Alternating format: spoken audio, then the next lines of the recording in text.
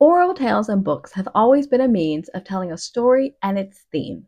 It's where our imagination runs wild, and for that period of time we are not here and we are not ourselves. We are transported into another realm to experience love, loss, adventure, and whatnot with the hero of the tale. It's fun and magical. However, I'm here to tell you that you have been reading wrong your whole life. Here's why you should be dreaming of Mr. Darcy.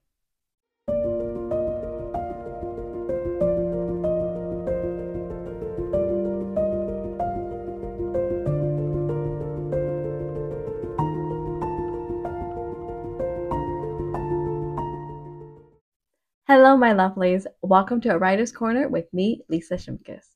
I'm an indie author, ex-teacher, and mother of 2 little ones. And I use this corner to read, write, teach, learn, and be overall creative. Today, I want to talk about stories and their purpose in our lives. Why we read. And I want to use the example of Jane Austen's Pride and Prejudice. Pride and Prejudice is a tale of, well, exactly what the title says. Battling our own sense of pride and our prejudices. In other words, from a young age, we are affected by the world around us. Our personality starts to take shape, and we start forming habits and traits that go with us into adulthood. Some of these traits are good, others not so much.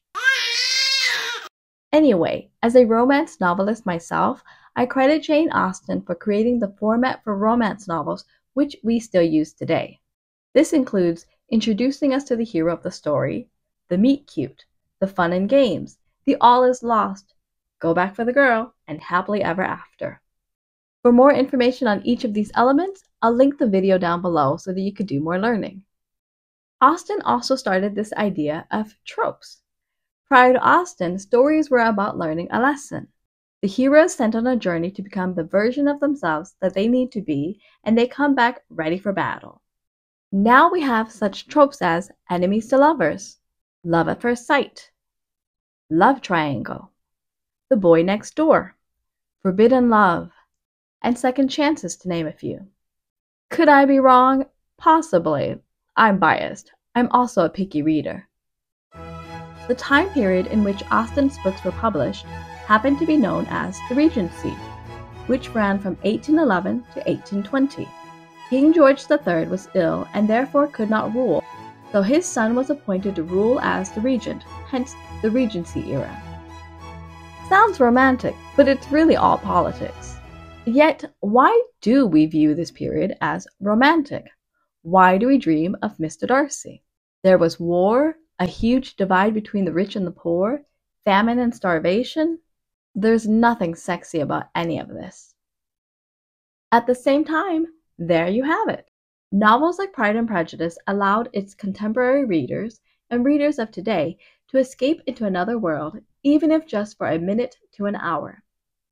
As we read books like Pride and Prejudice, we are transported into a world where life is simpler, people get along, nobody works, everybody knows how to sing and dance, no one is insecure or self-conscious, flirtation is encouraged.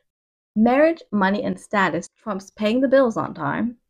And need I say, is on everybody's mind. I mean, that scene where Darcy jumps into the pool? Don't look it up. It's actually not in the book. Since the dawn of time, people have been telling tales and writing on stones to tell of a world that is not our own, but can be applied to modern times. This allows us to see ourselves, to learn a hard lesson, to hope and dream of Mr. Darcy, to question our thinking, to understand others, to consider choices A, B, C before we even take action, and so much more. My point being, the next time you pick up a book, don't just get lost in the words and the world. Look at what the author is trying to tell you. What messages are they trying to convey? Because a story is not a story without a character and a lesson to be learned from page 1 to the end. This is why you should be dreaming of Mr. Darcy. Not because, screw my life, I'm traveling back time to be someone else. Because even Jane Austen and her contemporaries had similar issues to yours. You should be enjoying time with friends and family, making your own decisions, gaining exercise, questioning the status quo, climbing the ladder at work, getting ample sleep, enjoying your hobbies, and so much more.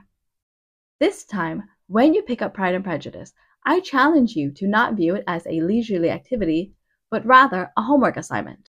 What can you learn from Austen aside from put your pride and your prejudices aside? I bet you'll never read it quite the same again. You're welcome.